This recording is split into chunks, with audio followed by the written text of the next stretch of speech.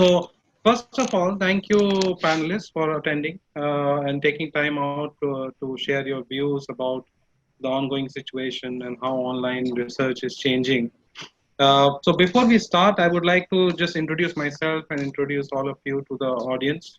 So, I'm Mahesh Agarwal. I'm the managing director at Neurosensum. I've been here in this company for the last couple of years, and before that, I have been around in Indonesia for around 12 years. And overall, I have a 20 years plus research experience, and I've never seen times like this where such a change is happening. And I'm really eager to see how this change impacts the whole industry.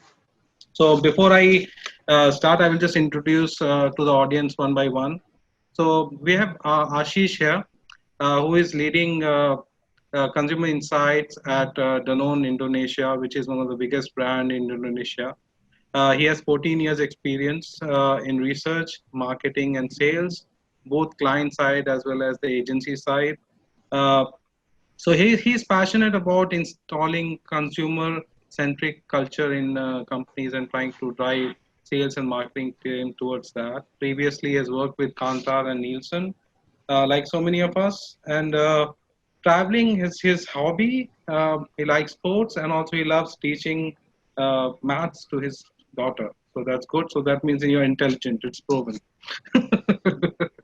uh, thank you Ashish for joining this webinar. So next we have James here. James, All right. go back long time, 15 years. He was one of my first clients when I came here in Indonesia. He's a very known name in market research community in Indonesia, having currently leading Indo Food, which is a giant on its own with so many divisions and the iconic brands like Indomie and Chitato and things like that. Before that, he has been working with Danone and Sari Usada as a PMI lead. He's a very logical thinker. I think, in my experience, he's the one of the most logical thinker I have come across in Indonesia. So hope we can get some very logical insights from you today. Thank you, So Mahesh. I appreciate it. thank you, James, for joining this webinar. Next, I come to Yossi. Yossi is a expert practitioner of market research. Again, worked in both research side as agency side as well as client side, and therefore has a full view of the market. We worked together in one team some time back, around long time back, more than 10 years back, when we were in TNS. Uh, she heads your PZ Cousins for Indonesia as well as Asia. Uh, and is very keen at making changes into the market research industry. Thank you, Yossi, for joining. Thank you, Mahesh. Thank you for having me. Hi, everyone. Then we have finally Agya. I think Agya is one of the dynamic youngsters we have come across. When I met him first time, I was very impressed with him, and he keeps on impressing. He keeps on doing a lot of what do you call, the podcast on market research and marketing thinking, and he has got a set of followers in the thing. So he's a very dynamic youngster. He has worked in multiple companies and multiple kind of industries, from FMCG to property to now fintech industry, which is, I think, the upcoming industry. So currently he leads CI at Linkaja. So thank you, Agya, for joining us, and hope we have a very fruitful discussion today. Thank you, Mahesh, So and hi everyone. yeah, so I think after this, I think let's start with. I'll just share my screen and pose some questions.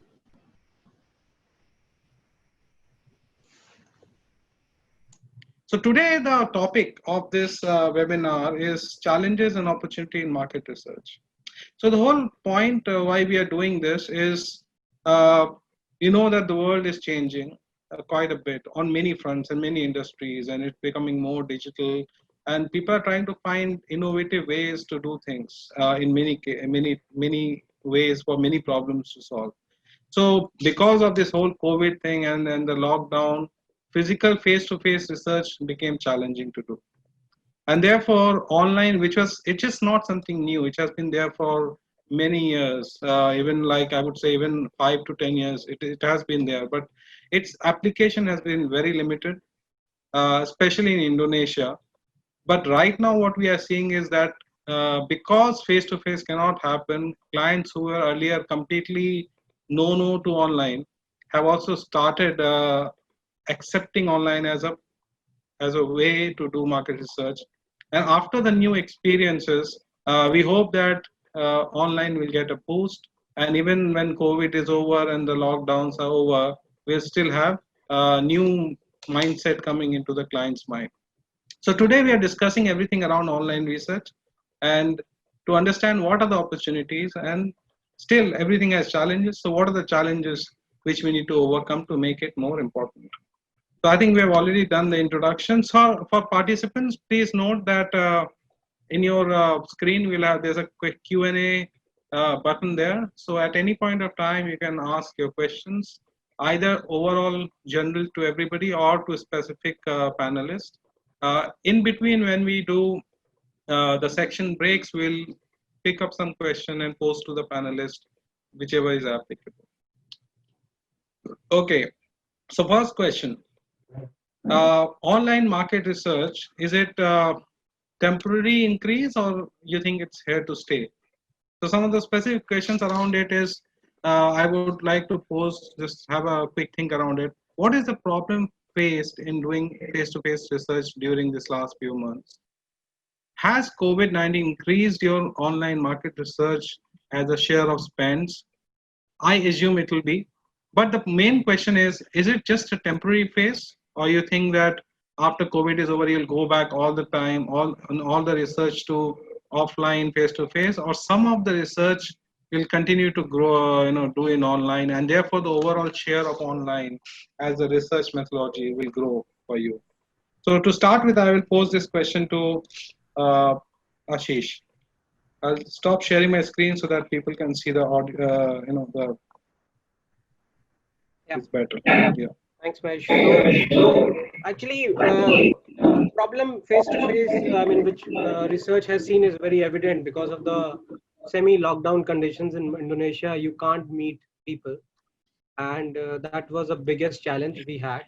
But thankfully, we have online tool. Talking about whether it will be there or not in future, or will it be increased, I would say that it has always been there. So it's not like people are not aware of it. It came in Indonesia pretty early, but not many people were using it because there is always an inclination towards face-to-face interaction. There's always a Yeah. beauty of having that tangible interaction that Mhm. always refrains us. Even if it takes lesser time or less cost, we would not like to do that.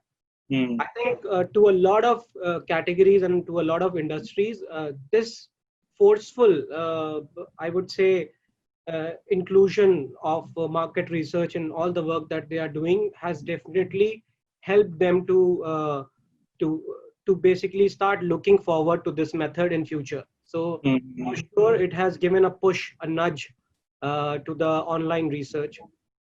Talking about very specific to my category, or probably if I can say for James also, he would have an opinion, like categories which are very mass centric. Like I Yeah. currently go to all my water aqua is being sold to everyone, starting from SESA until SESE or Mhm. whatnot, and in all possible channels. Mhm. Probably I'm not able to reach them right now.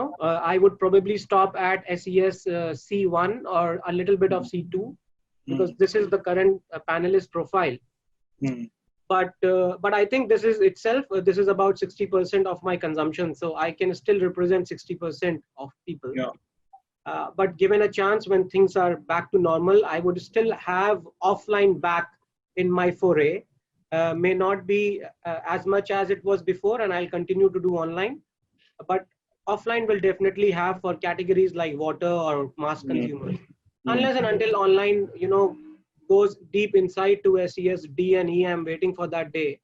Yeah. Once that happens, probably you never know, it will shift completely to online like it is in the developed markets. Yeah.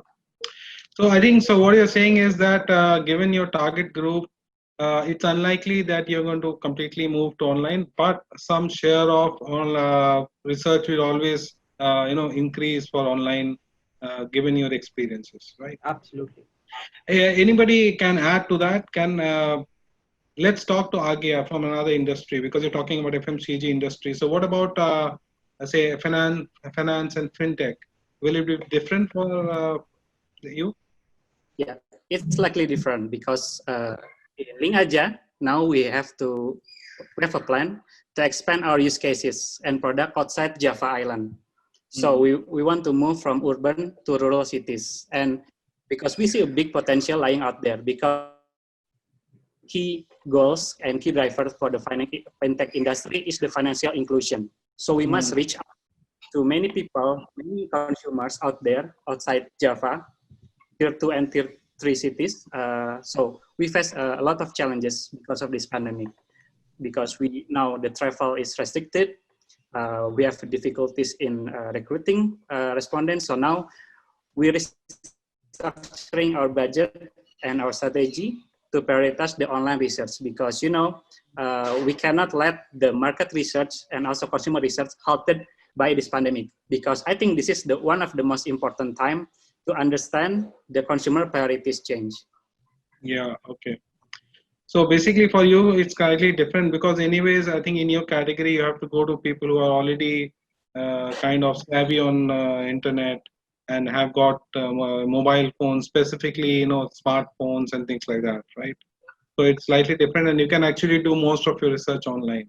Exactly. One question I wanted to ask you, you're talking about rural, so do you think that even in smaller cities and you are able to do online?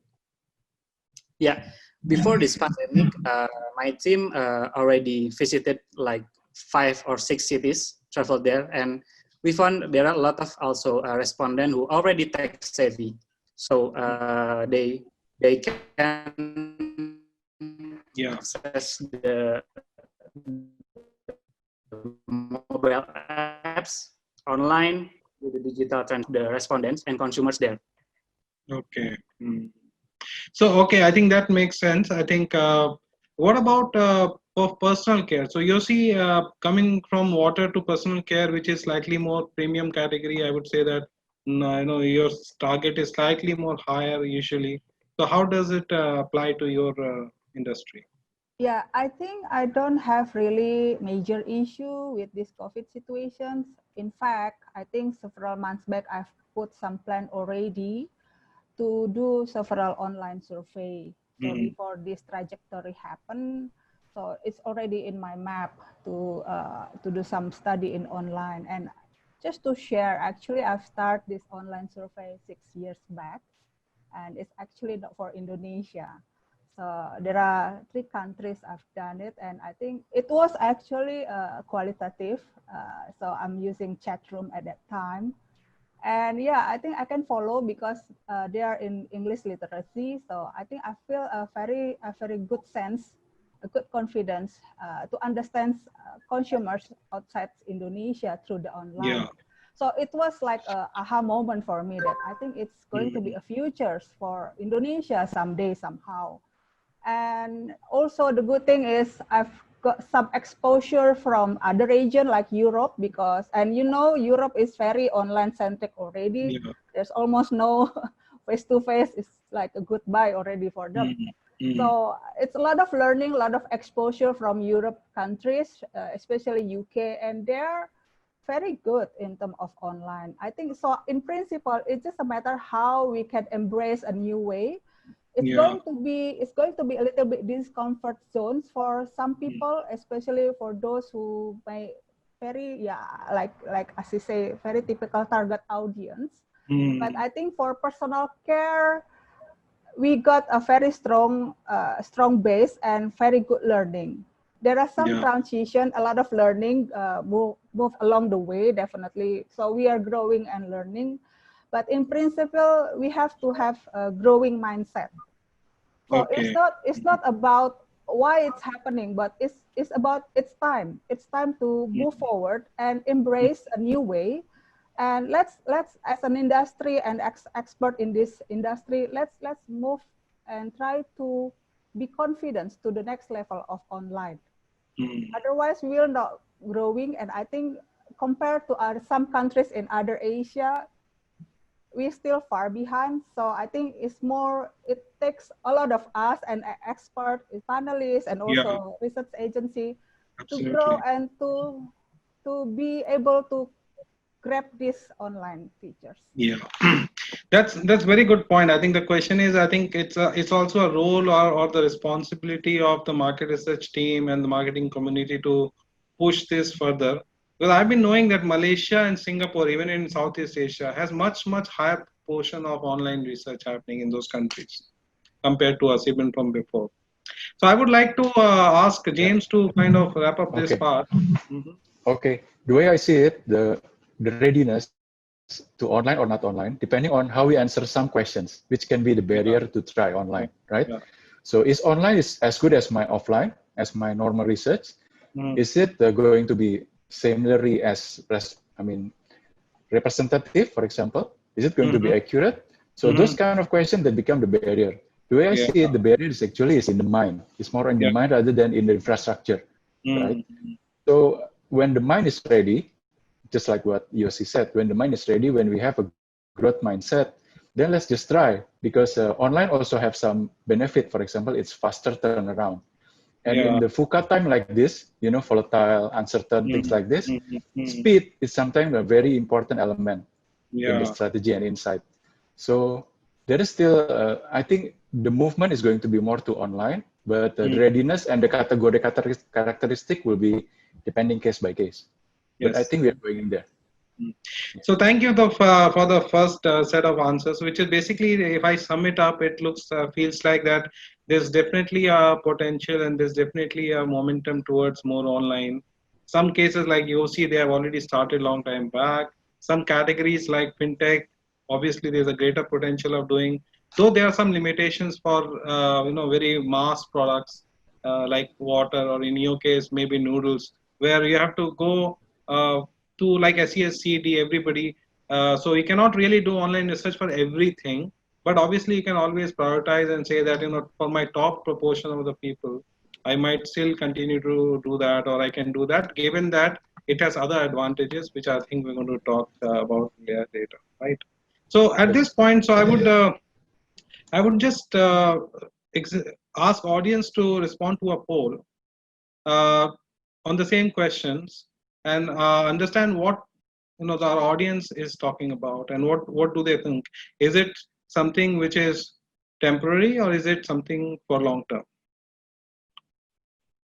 So let's see what people say. By the time they respond, let me see some questions, if there are some questions.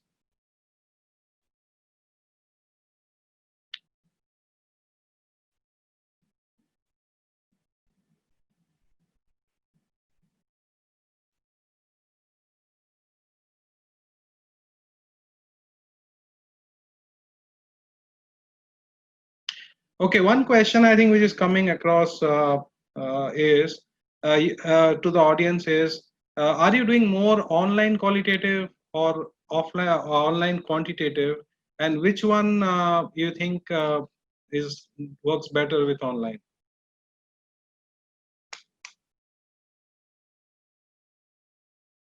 Anybody can answer. Yeah, I think for me, both of qualitative and quantitative is doable. It's really a matter of what objective you want to answer. And I think once you have a business objective, a marketing objective, then you can design. It could be both. It could be a mix of qualitative and quantitative. For me personally, it has a equal balance for both. Okay. So I think I will stop the polling here. I think I also agree on that. I think, and we are as an agency, we are doing both qualitative as well as quantitative, and both can be done very well depending upon the objective. So that's my answer to the people who are asking about online qualitative. Agree. So now if I end the poll here, and if I share the results with everybody, 90% of the audience is saying that it's something which will grow in future. 10% are saying it was a temporary fill-up. So it's clearly that the majority are of the opinion that tipping point when it comes to market research for online, and we are going to really see people shifting to it and experimenting it more and more for various kind of research. Okay, I think let's go back to our next section. So I'll share my screen and ask the next question.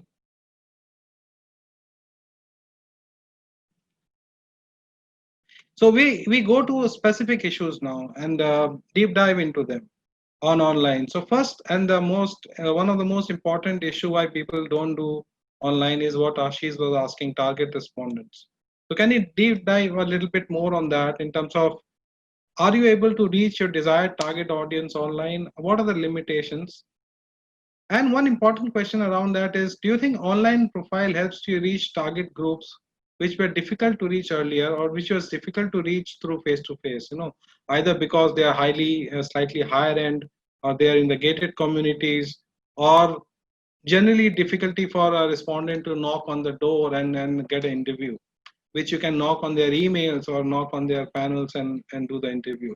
So do you think it has got that advantage or not? And one question, part of the question is already answered, which is on the target group to some extent, but we can further deep dive on that. So I will start with James on this. So what's your views on this question?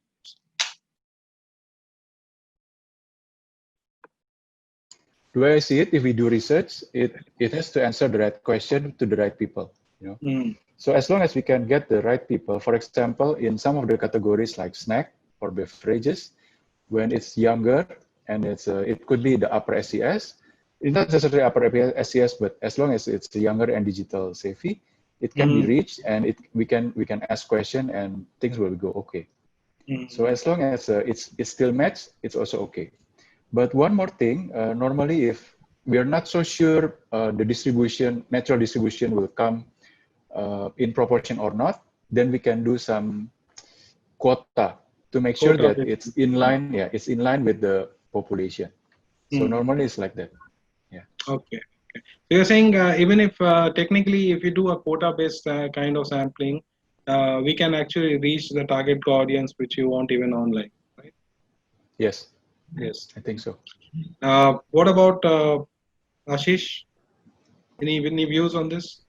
Yeah, sure. I think it's a very good question that you had asked, and the answer is very similar to what James said. It all depends on the objective and also the kind of research. So, I mean, let's say if I have to do a research where I'm thinking of launching a very sexy, nice, premium-looking bottle, and I want to have opinion about higher SES, probably if I go face-to-face, I may not be able to reach those audience because they live in gated communities, apartments, where you cannot have access to interviewers. So for those kind of audience, I can go out through online and I can fix, criterias of, and I can make a homegrown definition of SES A+, for example, right? So that's where it benefits. Now it depends on what kind of objective you have. On a flip side, let's say if I have to do a brand health tracking for a mass brand. Now, when I'm going brand health tracking, I have to have opinion about lower classes as well, right? And a lot of time, based on my experience to speaking to directly to these online platform providers, they refuse to do SES D and E. That's where I would say that the answer lies in doing hybrid, and I'm doing such experiments right now, where I'm catching up D's and E's from my offline, and I'm catching higher up SES A and B from the online, and then merging the data. So that's what my approach based on the category I work in. Yeah, absolutely. That's an extremely good solution to it, because otherwise you are left in the middle kind of thing. You're not able to tap the top, and if you and this way you can also tap the top as well as the bottom and get a full representation. So hybrid could be a very good way to go for categories which are mass based, where you have good representation of consumers from SES A to SES E. Yeah. Agya, any comment on this?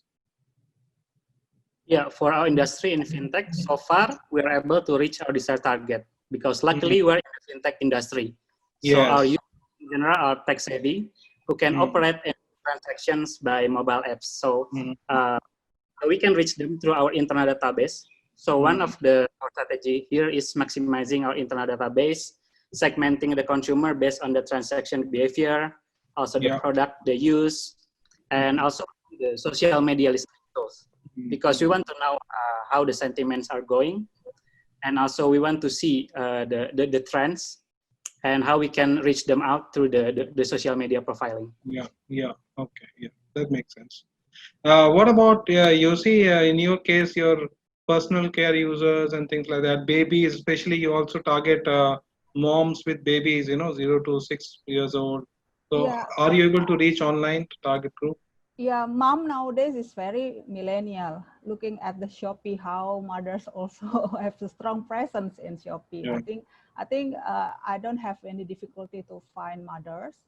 I think it's more about social class target. I think we need to define, luckily for personal care, we do design ABC1 already contributes 80% in the market. So I don't have any issue for mainstream product and brand.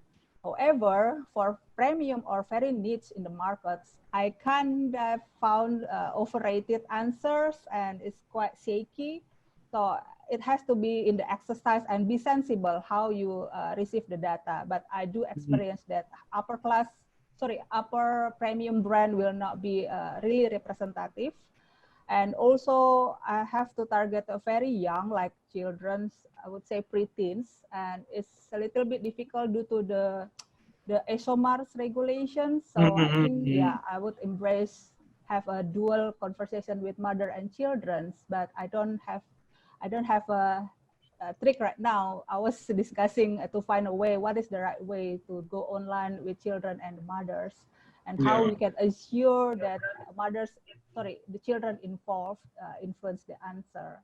So I think as of now, for what I'm doing, I don't have any problem, and I do limit it to very old audience and very young and lower social class. I do have limited that target audience already.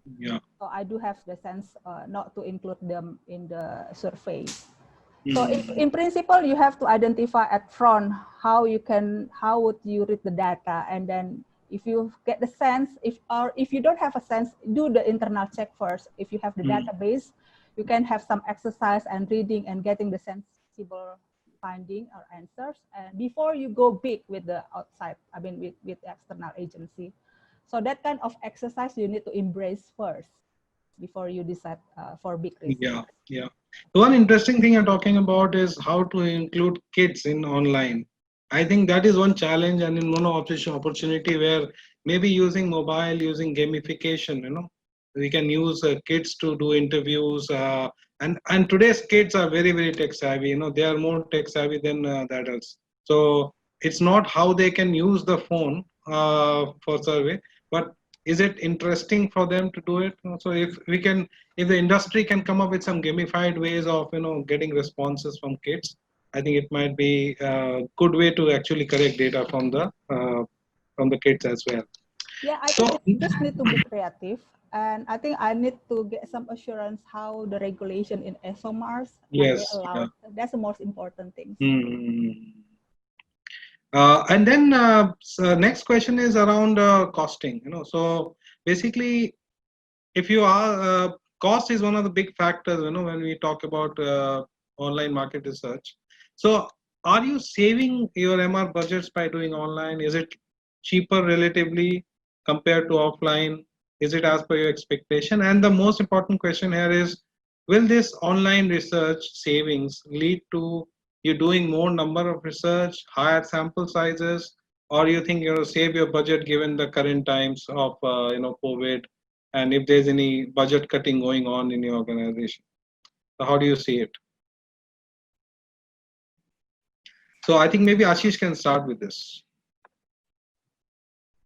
So I think, see, the budget cuts are supposed to happen. I mean, this is a sentiment.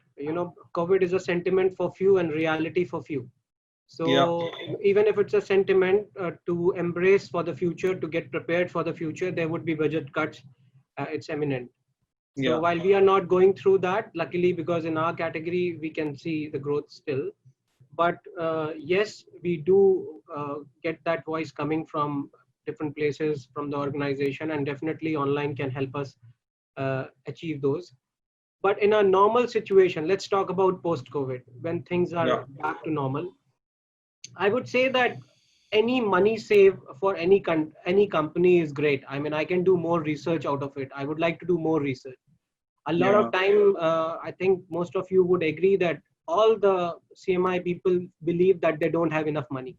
They always do one research shot every year. There's always scope of one more. So I'm sure instead of cutting the budgets, we need to get more recognized. Our industry needs to get more flourishing. And if this can help us to get that one more research done by cutting at different places, I would rather do that rather than cutting my budget altogether. Okay. So basically you're saying that you always have more issues to solve, so that online lower cost you can actually solve more issues by doing more research. Always. Yeah. So do you agree to that, James, or you have another opinion? Yeah. I think I agree, and it's also depending on the objective. Sometimes the objective when we choose online research is not because we want to save cost, but because that is the interesting way to get the insight. One of the online research we did is actually making an online community. Yeah, it's a qualitative to understand their relationship to a certain category and certain brand. So with that in mind, it's not really about cost saving, but it's actually we give some tasks, we give them some homework, let them interact with each other so that we get more insights. So if the objective is that, then it's saving is just a plus. The way I see it, it's a bonus. Yeah. But as long as it fits the objective and we can get the insight, then we can do it. Good.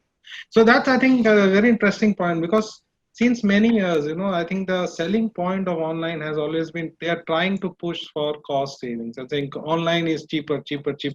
Maybe that's a wrong way to sell it.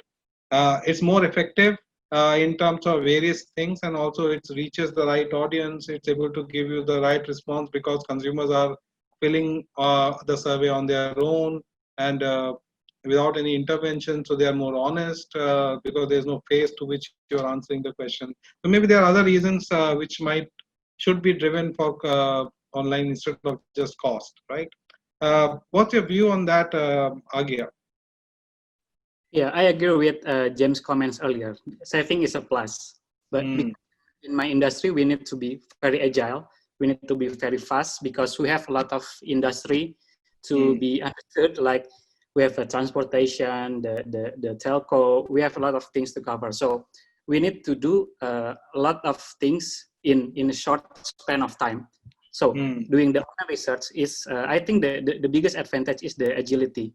So we can do the research in the same time. And also I think one of the downside of this online method is the higher expectation from stakeholders to do a faster result also. So it makes our research team push to do a lot of research and present the report in a fast time. Yeah. So that brings me to my next question: turnaround time. So are you able to get results much faster using online research? How quickly are you getting compared to offline? And is it still in terms of as per your expectation, or you actually expected even more faster? And very important question: is this new timeline you're using, is it going to become a benchmark for your marketing team? And who said, earlier you did research in so much time, how you're taking so much more time, for this other research? So since you started on that, let me ask you, Agya, on this one. What do you think?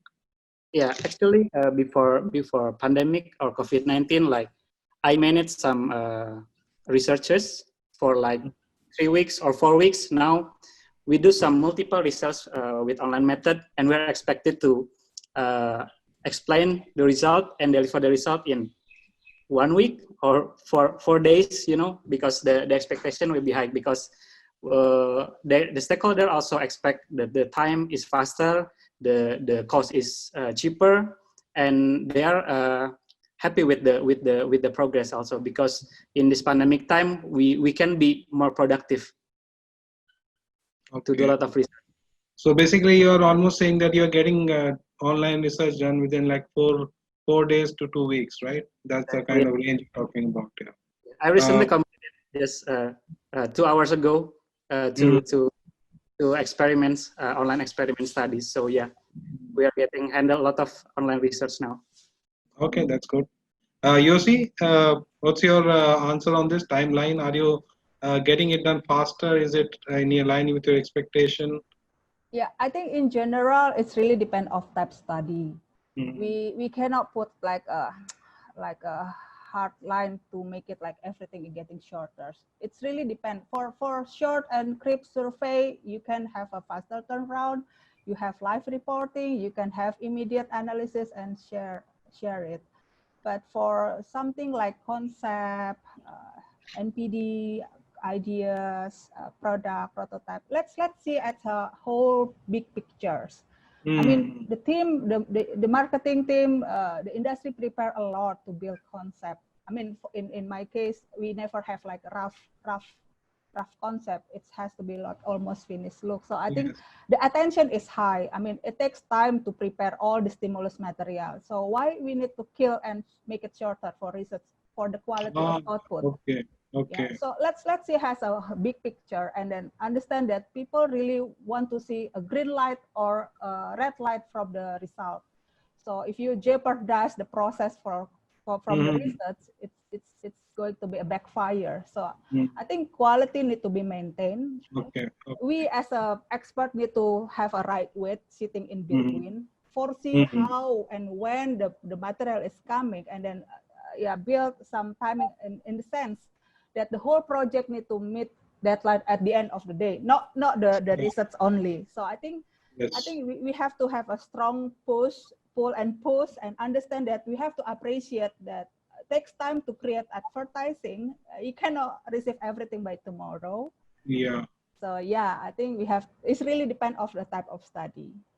So we have to. That's interesting point. Basically, what you're saying is we are spending so much of time in concept development, and it'll go to the market, etc. So you don't want to jeopardize by reducing the time of research only, because other things anyway will take time. So I would say a lot of things might be dependent on type of research and also the industry you are in. I know from fintech and a telecom, it might be really fast, because if you don't launch the product, the competition will launch before you, that kind of thing. But maybe in FMCG and all, it's a longer period and zone for launching products. What about James? What's your opinion? You're mute. Yes, my opinion is in line with Yossi. The way I see it, if it's a straightforward research, quantitative, or you just join Omnibus online, it's going to be short. I mean, it's going to be quick. But for fundamental studies or innovation, that's something that you will need, your decision will impact a longer time. Yeah. And you have to be careful, and it's better to spend more time to analyze and do it properly. Or maybe sometimes you just need to combine with other things, with desk research or with BHT or with whatever, in order to come up with the full answer of the question. So time is also analysis, it will take time. Yeah, right. Yeah. So time is also not a kind of, the magic bullet of online. That's what you're saying. That is not that I only do online because it's time saving. Maybe sometimes you need time saving, something very fast, and you do online. Yeah. But if you have time, then online is maybe not the reason to go to online, is not time alone, right? That's what you're saying. Correct. Yeah. Yes. Thank you. Ashish, you want to close this discussion cost timeline on with your any view you have? Actually, I mean, your question, it's a tough to answer question, because timeline is always relative. It's always contextual to what can be achieved in 1 day versus 10 days, all depends on the research. Yeah. But if I were to best answer this with an example, let's say if a research can be done offline and online, and both the methods are good, nothing is bad about both the methods. And if you were to do that research through online instead of offline, you will save 30 to 40% time. Yeah. That is applicable when both the methods are equally applicable. Yeah. And talking about situations where, online is the only answer, then you have to just take it, whatever time it takes. Yeah. And when online cannot be done, then it cannot be done. Right, correct. So basically, anyway, I think you were saying that anyway, if you do online, you will end up saving time. For the same thing, if you do offline, right? So it's a inherent feature of online, which you might use, might not use, but you ultimately end up getting that anyway. Right? Yes. Yeah.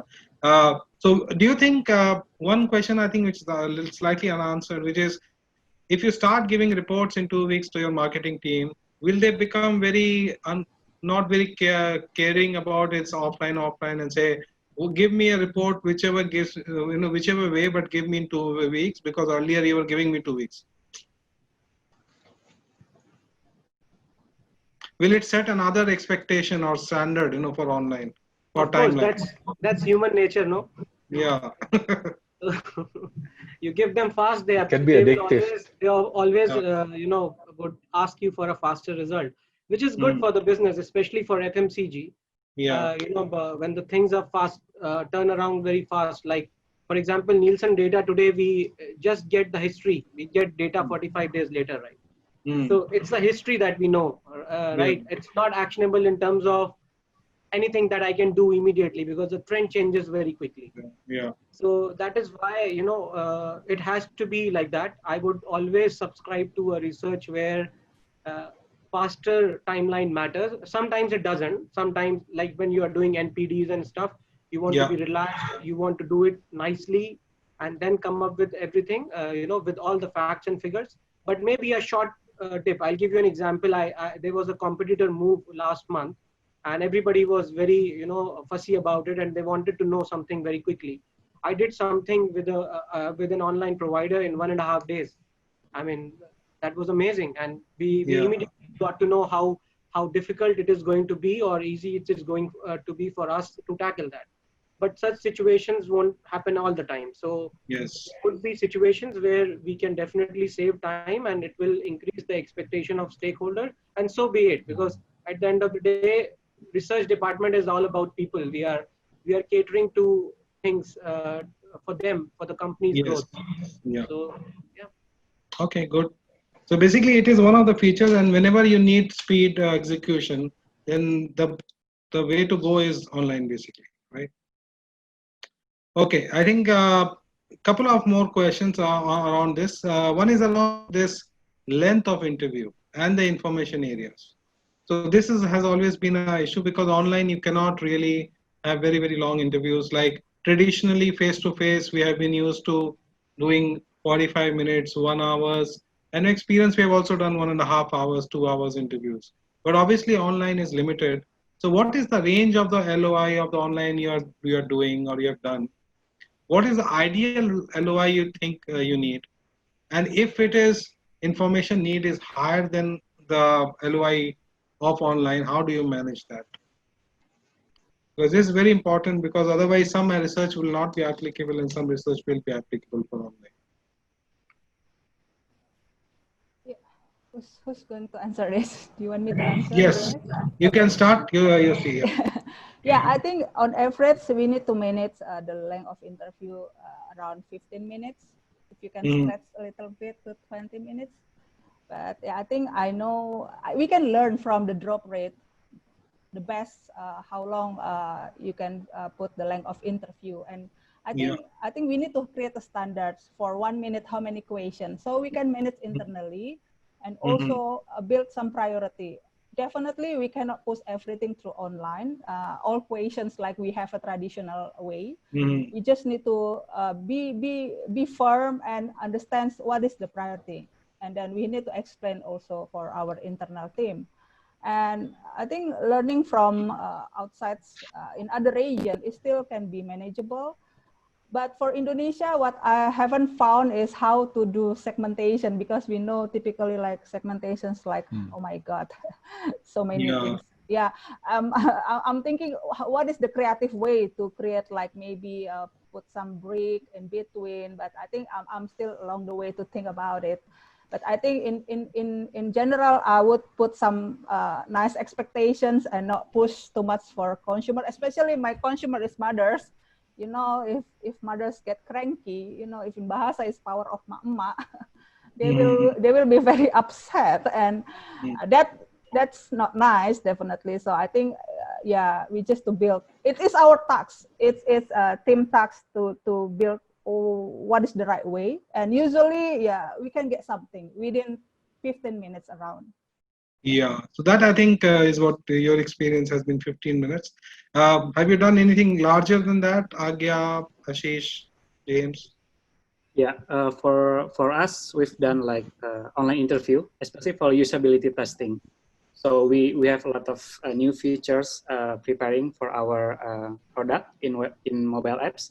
So we did online usability testing for 20 to 30 minutes maximum. 20, 30 minutes. Okay. How do we manage this limitation on timeline? I think we need to say it upfront, like to set the expectation for the interviewer, for us, and also for the respondent. So we know what the timeline is, and we can be more effective in maximizing the time. Okay. It's all about the setting the right expectation. So roughly, I think you're saying around 15, 20 minutes, even you can go up to 30 minutes kind of thing. I think. Yeah, but that's, I think, the maximum kind of thing we can go to online, right? Because actually my experience has also been that even in face-to-face, though we say 45 minutes, 1 hour interview, but after first 30 minutes, people kind of switch off and the answers become very mundane and, very, and not very thought through, I would say. So the first half of the question is always better quality data compared to the second half. So online, if you go a shorter survey, it leads to better quality data as well. That's one of the learnings we have. So any other comments on that, Ashish or James? Yeah, for quantitative, maybe I think it's the best way is 15 to 20. But on the qualitative, I've seen is 2 hours is okay. As long as the discussion and everything is flowing, then 2 hours is still okay. Yeah, but yes, quantitative, because it's a self tick, tick, tick, and then it's going to be 15 or 20 minutes. It's good. Yeah, okay. Any other comment, Ashish? I have 3 points. So basically, very well said. I mean, James, there are many questions, by the way, in Q&A. I just read there were content calls. So a specific call, I think it doesn't make a difference because there is a human intervention involved. Yes. Even if you want to discuss for 2 hours, it's just a method of, people can talk on phone with their friends. So that's what. So call doesn't hamper much. Talking about quant, my first of all, my biggest point is that LOI has to be under 30 for any research we do, even if it's online. I mean, I end up doing 1 hour research and I'm very guilty about it. But sometimes you don't have a choice. Like just now, Yossi was saying segmentation. So 2 suggestions that I have that Denon is following right now. One is we keep all the factual questions towards the end, and all the psychographic and questions which require people to think at the beginning. That's how we get around. I mean, that's one way. And the second thing is the modular approach. I was discussing with you only, Mahesh, a few days ago about the modular approach. Let's say if we have 40 statements, you may not ask all the 40 statements from one respondent. You can divide it into 20 from a similar profile, and later you can, there is a way to integrate the data. Integrate and weight the data. So in a way, you can make use of a 40-minute questionnaire, but two different respondents, 20 each. These are the 2 things that we do to combat that. But for online quant interview, I would never suggest anything beyond 15 to 20 minutes. Yes, right. In fact, that's what we have been doing. I think 80% of what online we do is roughly 15 to 20 minutes. There are some cases where it goes up to 30 minutes, especially when you're doing online UNA studies. But I would say that even 20 minutes, my experience has been that it's actually equivalent to 30 to 35 minutes of offline interview, because there's no question answer involved. And the consumer is directly answering one after another, and the speed is much higher compared to offline interview. So in terms of information content, 20 minutes actually can answer a lot of questions. In fact, sometimes I was surprised. I thought 20 minutes, how much can you ask? But actually you can ask a lot of questions. So that's a good point. So let me come to the next question. And that is related to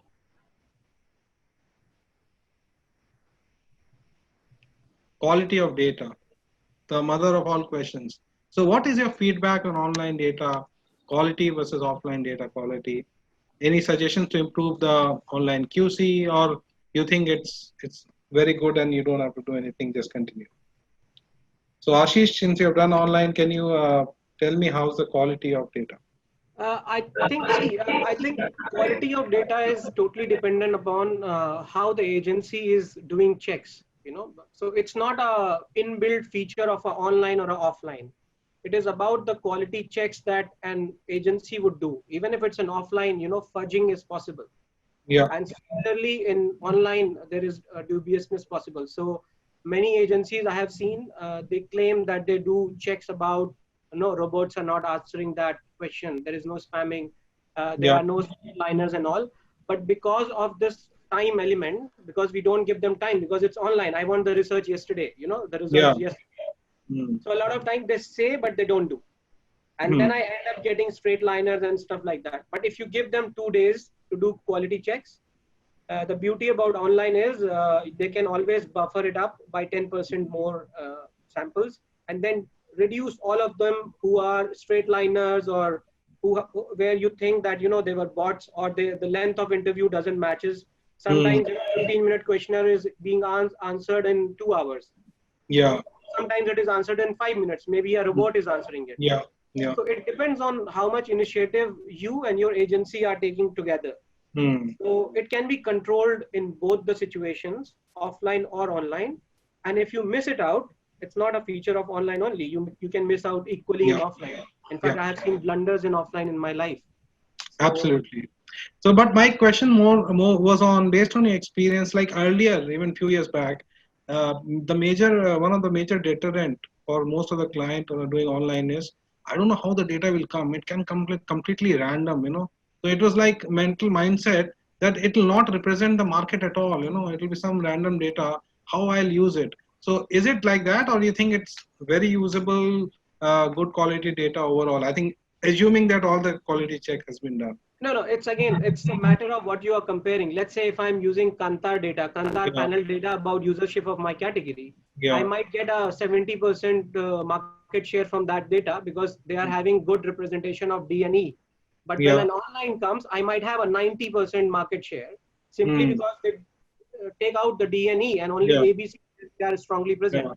That's one way. But let's say if you compare ABC of that versus ABC of this, I have not seen much differences, in my opinion, the kind of research that I do.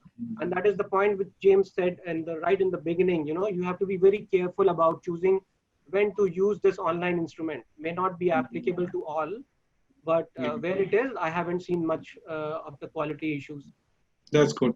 Yossi also done online also as well as offline also. What is your opinion on online versus offline in terms of quality of data? Well, in general, they don't have much difference. I mean, by experience, I can tell that the learning have kind similar pictures. I think, the subsets target audience will tell different. It's really depend of the subsets target audience. But I think I have a big question in actually about how the database can represent the populations, because in traditional you have your statisticians, right? You have some methodology to knocking the door this way, that way, have kecamatan. While for database you have that sample database fix, and then you can put like mix random positions. But it's not about population. So I think it's a growing process. But based on the data, I don't have issue. But I want to have something robust, whether this database panel can represent nationals. That's a question to park. So I think so far we don't have that indications how to measure the house formations in certain area. I mean, that's a traditional way to understand, to create the sampling random, right? So I'm still have not. That's true. So that is, I think, one where I think industry will grow. So as we do, it's a vicious cycle. So as there's more research done, there's more investment which goes into development of panel. So currently, for example, Indonesia has 1 million to 2 million people on panel across all agencies. But this can become 10 million soon, maybe in a couple of years, and it becomes much more robust and much more, easy to access panels, as also people become more digitally literate and are willing to be participant in the panel. I think it's a push and pull both sides. I think as this COVID, for example, makes a higher proportion of people like you start doing online research, they will invest more. Everybody, we will invest more as an agency.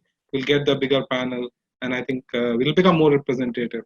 But on broadly, I think you're saying is, both of you are saying is that there's no massive difference. It's not like you do online, you get some random data.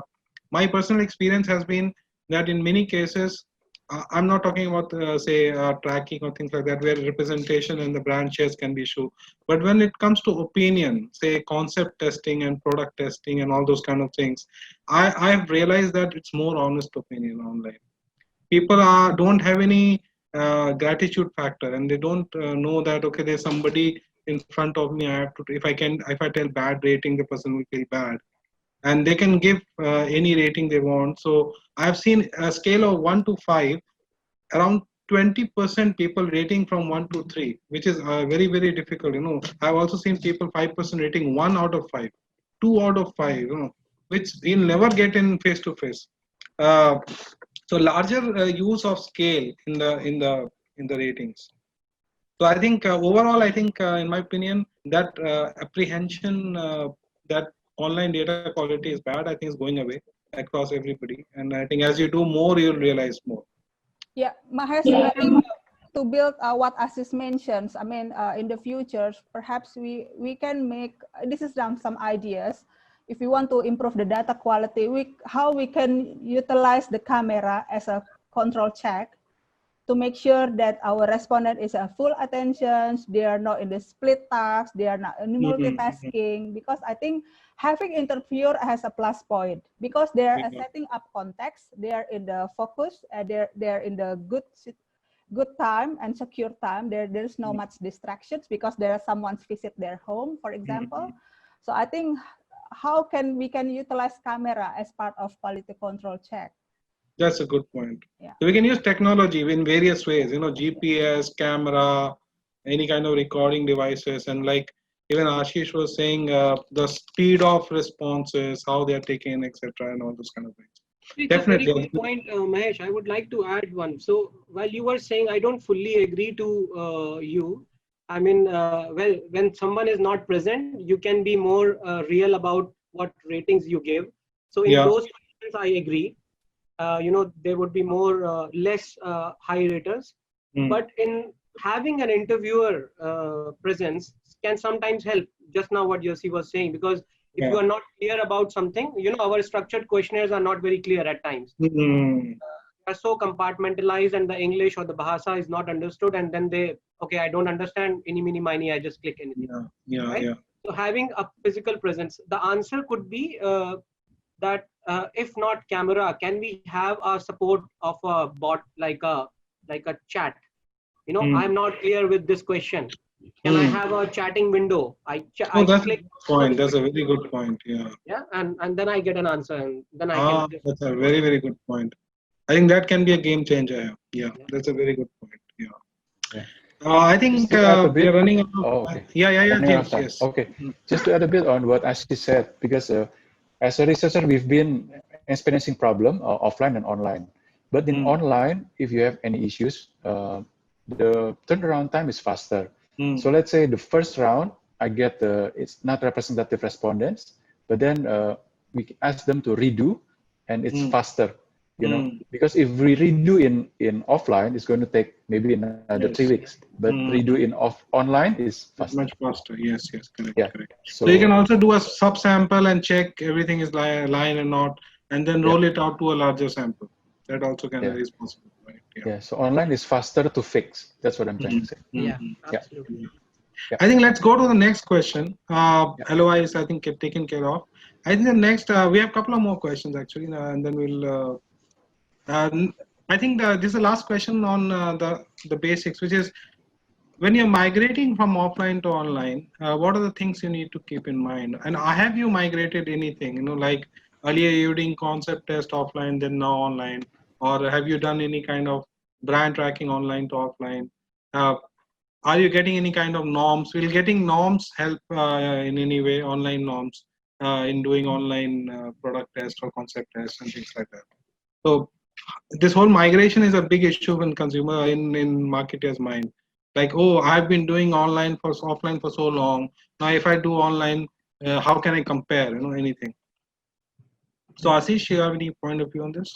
Yeah, I think it's a very vast topic, so it will all depend on different research. I will take two examples about most research that we do.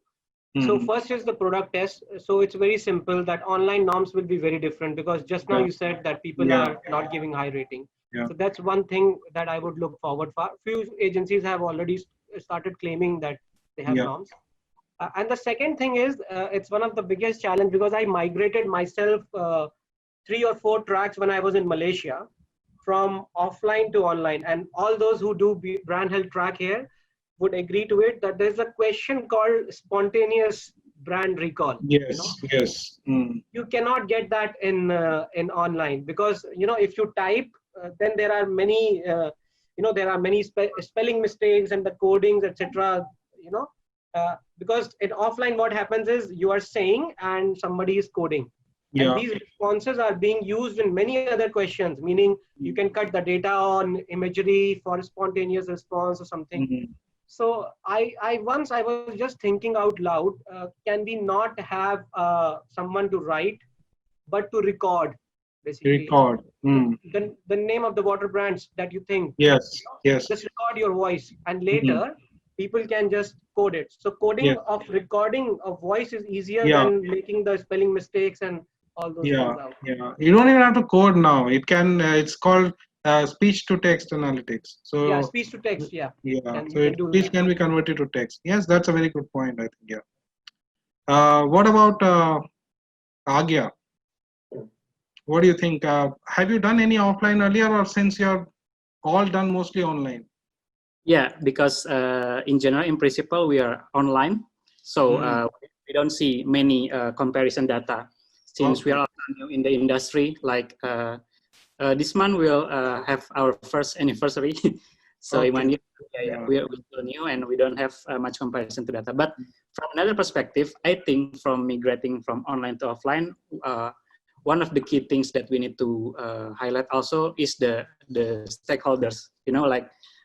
When we try to do a lot of things or shifting from offline to online, in principle, research is teamwork effort. So we need to make sure everyone involved, stakeholders are on board. We need to communicate the risk, the limitation, the benefit, and manage expectation when we migrate most of our researchers from offline to online. Okay. Now, what about James? Have you any, because you do so much of offline research, so any purview on when you migrate, if you migrate, how do you do that? Actually, this migration and trend break is my question to you. So I hope I can learn from other panels. So yeah, the way I see it, thanks Ashish for sharing first. I think it's very important also to, to align and then to align maybe with the agency and also with our stakeholders on certain expectation, what can change and what can remain the same. So if the alignment is okay, then we can move forward together. So that's the big principle I see. But I still would like to learn so much about this. Yeah. So usually the way we have been doing with some clients is actually you end up doing intermediate UNA kind of dipstick kind of thing online. And then you compare with your offline brand health and things like that and see actually what is changing and how do you manage that? Is it manageable? Does it make sense? And all those kind of things. And then once you agree on that, then you move to the next step of migrating from online to offline to online. But there have been clients who have started to do that already. Yeah, you see, any comment on this? Yeah, I will ask.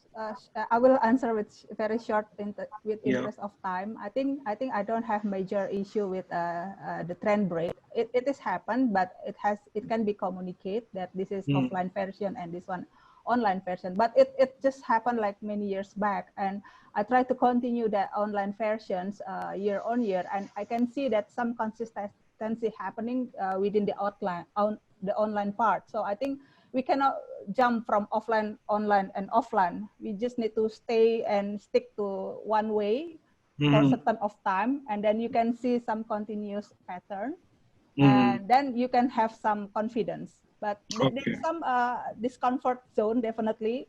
It's a risk. Therefore, we need to make sure that our questionnaire are very short, not in long questions, not in very difficult questions, because you put self-completions, and you want to make sure that your consumers understand immediately by one-time reading. It's not easy. It's not easy. It has to be creative, but I think it can be done, and it's possible. That's good. So I think that kind of covers all the issues in online. And I would like to launch few poll questions to audience to understand what do they think are the biggest challenges and opportunities. So I think I'm just asking this first question: what are the big challenges for online research? And audience, can you please vote? And let's see in a minute what do we get. So this is related to all of the things we have discussed around getting the right respondents, quality of data, norms, doing all kind of research, length of interviews.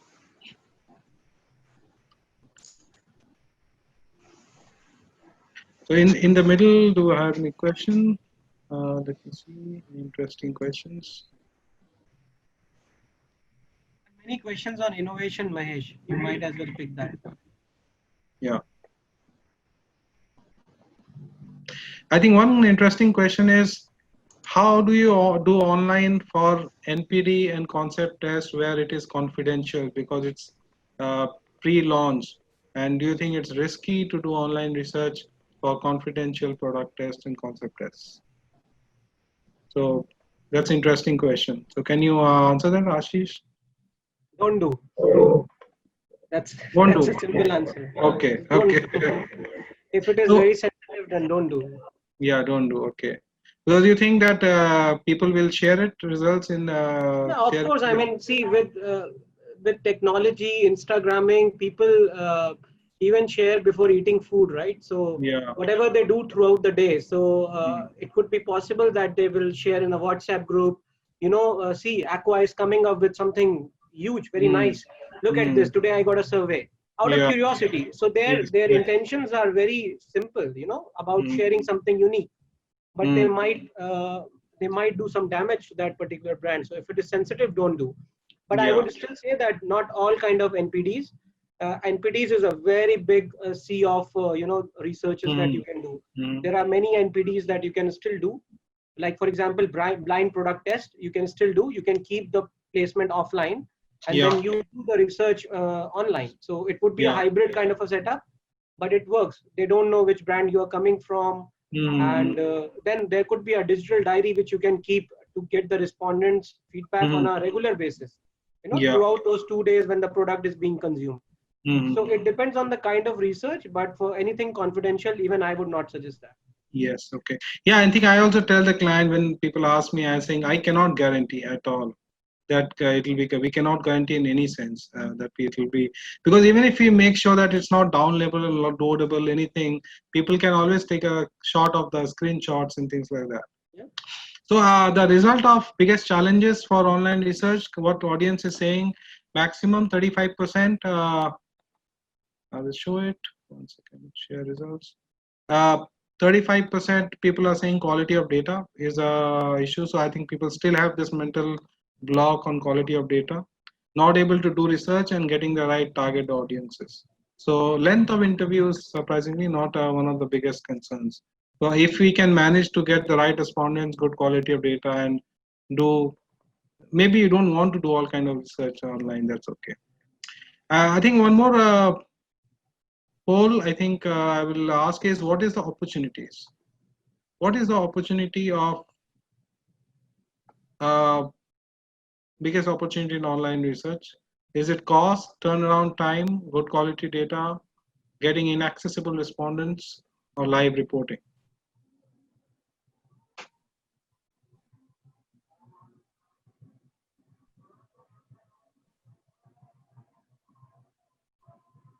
So as per the initial numbers, it seems that quick turnaround time and cost are coming as two different definite biggest opportunities. But time is the most important, it seems. more than the cost.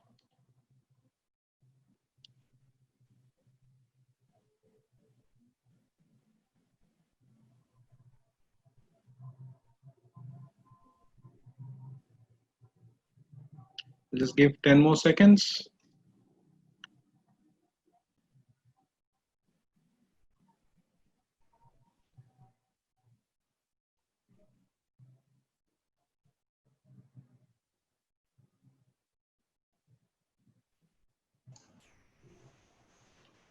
Nice. In the meantime, can we answer some questions? Yes. Yeah. I was There's a trying question. to... Okay. There's an interesting question from Chahyo here. Yeah. Regardless online or offline, for the rest of 2020, assuming Indonesia is still in pandemic, what will be the top 3 burning questions regarding today's consumer behavior and your brand situation? And do you think online research will help to answer? I think it's an interesting question. Yeah. So maybe I cannot come up with 3 questions, but definitely one question is how the consumer behavior has changed.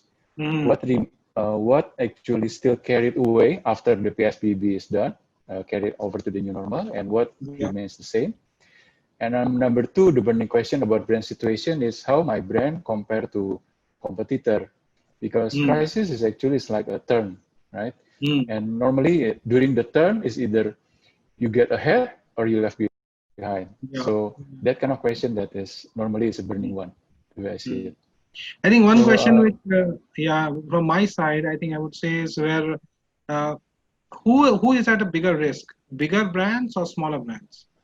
Because to me that's an important question, because in these times, are people going to stick to their own regular brand because they don't want to change, they don't want to, and just have a habitual of buying the current brands, or they would look for smaller brands, they look for variety, like lower cost brands, or brands which are giving promotions and things like that, which will might affect the big brand scenario. So that has been one question in my mind, which I think can be important to check. One more question I would just quickly answer is about product testing. I think maybe I'll answer it in the next part. So let me end the poll. I think we have last section after that. So if you see here the result of the poll, quick turnaround time is the biggest opportunity, I think, followed by lower costs and also getting inaccessible respondents, which I think is important for online. Okay, so now let's go back to the last section very quickly. Let's wrap it up.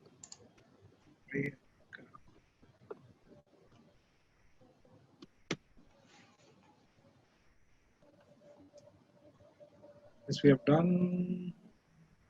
I think just one question on what type of research. I think we have already discussed some part of it, but if we can be very specific in terms of what kind of research we can do online and which type of research we should not do online. I think if we can give guidance to the audience on that, and then that will be good. And which type of research do you think will happen more and more online going forward? So, Ashish, maybe you can start. Actually, type of research is a very broad statement. So I don't know exactly what type means, but from my understanding, let's say if anything requires tangibility, like let's say if let's say I'm in a bottle business, if it requires you to hold the bottle and feel it, you know, that's something you can't do. It's practically impossible. Yeah. So, but anything to do with any kind of psychographics, any direct questions, any quick dipsticks that you want to know, track competitors' move, advertising. If you want to track your ads or competition ads, any ad testing, go for online. Yeah. Right. Things which I would say that you can't do is, let's say, if you are a mass brand, you want to go to the smaller cities. Now you cannot reach the smaller cities through online. Any research which is based on Jakarta or bigger cities only, targeted at these big centers, go for it. There is no problem to it. So that's how I would say types. So it's very it's very vast. By type. By type you are referring to kind of business objectives. Like we have brand tracking as one type, concept test, product test, segmentation, like what Yossi was saying. So can you then elaborate on that? What kind of research we should not be doing online? What we should be doing online? I think we are in the process to learning to understand how it's possible to do the segmentations. But other than that, definitely we can do IDI, ethnography, brand track, anything what Asis mentioned about close, short, and creep survey.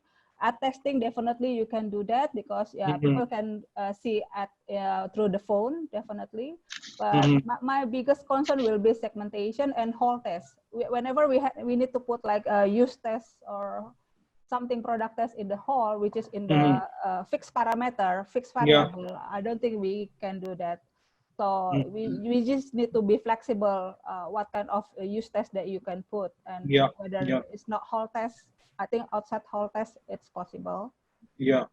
So basically, you're saying the whole test, TLT kind of thing, and also segmentation are the two things which is very difficult to do online, right? Yeah, I also did turf analysis, conjoint analysis sometimes back through the concept, so we can find a mix combination of offering. Still possible, but it's tough in terms of analysis, definitely. But yeah, any complex analysis still can be done through the online. Okay, James. I agree with the answer from Asis and Yossi, but I also would like to add some answer experience. Have you done online community? So this online community is something that we cannot do offline. It's about, normally when we do this, is we do a focus group discussion, but before that we give them pre-tasks like the homework, right? Yes. And tell about your family and this and that. Now on this online experience, sometimes you can see insights across different people and maybe different cities. So we did a online community from big city and small cities, or Jakarta and Surabaya, and then can mix male and female, and they become friends. And what we learn is actually they build the comment on each other. So it's a good thing, something that it's a learning also for us. So something that we can do online that is cannot be something to the something cannot be done in offline, but also can bring some more insights on the category and brands, especially if we do like maybe a little bit of segmentation qualitatively still can be done with this method. I mean, of course, with FGD online, but that complement each other within the online community and also with the IDI or FGD. Okay. So I think that's a good point. I think James. Thank you. Online has some new advantages which you cannot do offline, and definitely you should use that for your online usage. Agya, I think since you're doing more online, maybe I think you can tell us more about that. What all new things you can do online? What type of research? Yeah, I think I agree with all James, Yossi, and as you said about the suitable for online. But I want to highlight about the kind of research that for us can do it in online, especially ethnography, because we want to know, we want to observe how people in rural areas, in traditional market, in canteen do the transaction, etc. Before this pandemic, we do a lot of ethnographic studies, like we've been there 3 weeks or 2 weeks on certain areas just to observe, just to get the context about how people do the transaction, why they're still clinging to hard cash, why they're so hard to convince to use the mobile phone to do the transaction. I think that's one of the research area that still cannot be replaced by online, to get the whole context about the consumer behavior.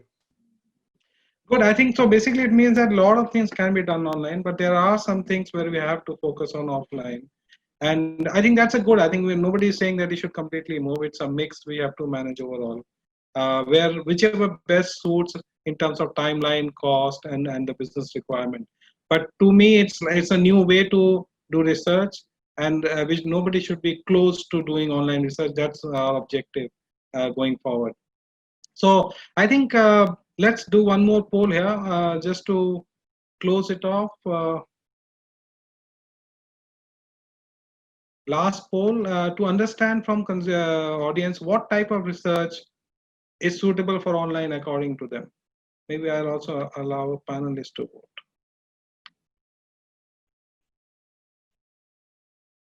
Let's give a minute.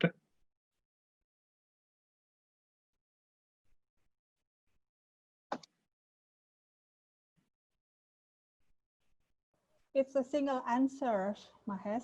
It's not multiple. Oh, I think, oh shit. What doesn't matter? Okay. Okay. Okay. We This is a just choose problem. one. I'll check your question. Sorry, joking. Okay.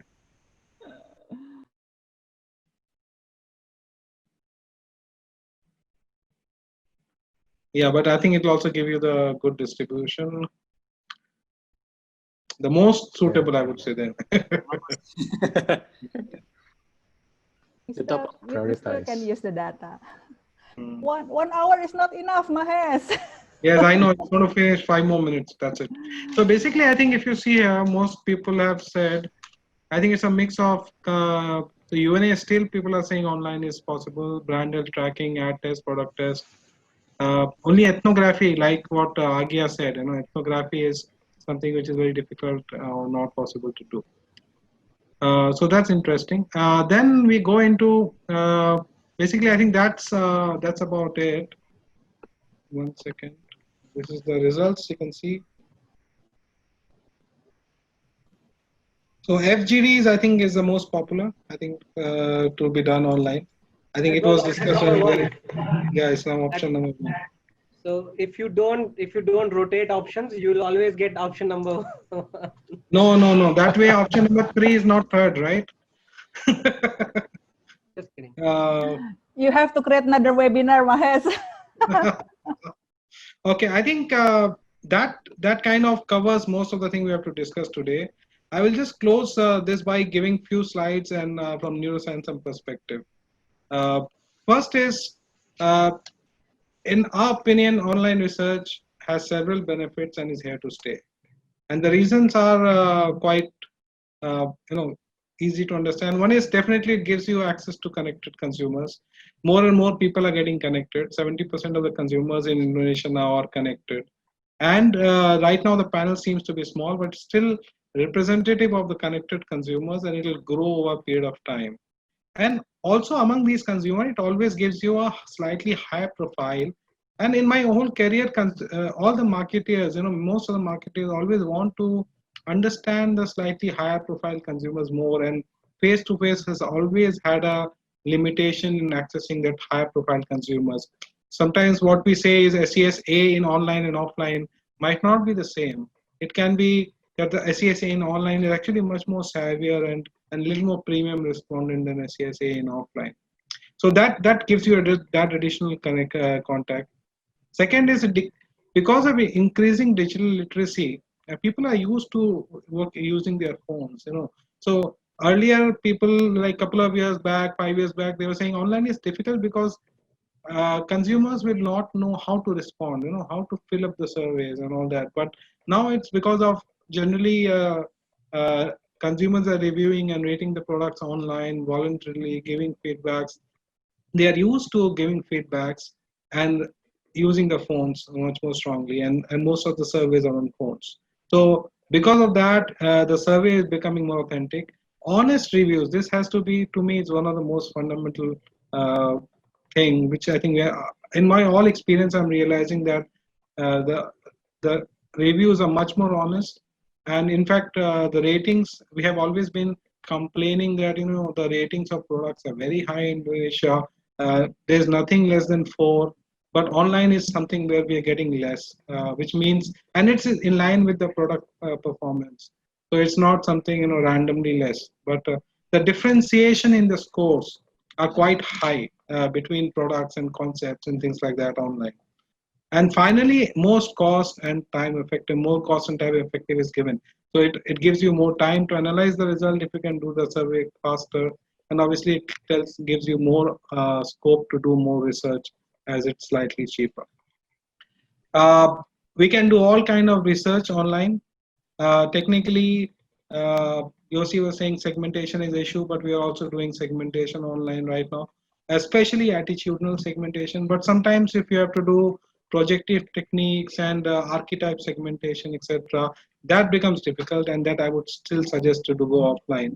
But many UNAs, concept test is one of the most popular thing to be done online. Pack test, because we can do online eye tracking, etc., is one of the most popular ones. Pricing conjoint can be done online. Product testing also we are now doing online. I think here I would like to answer one question from the audience. How can we do product testing online? Because now we can deliver the products to consumers' home via courier.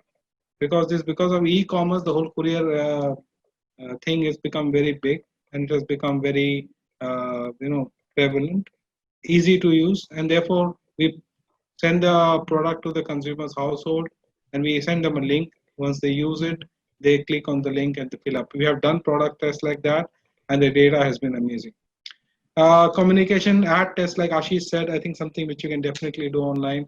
And brand health tracking, a lot of clients are doing online, and more, I think, going to move online as they see that the data is not very different. But in brand health tracking, also one problem with offline is always it takes a lot of time. So you get results like 1 month, 1.5 months, sometimes later. In online, you can almost get immediate, almost real time in a week time, and that becomes very interesting for brand teams to use that for online.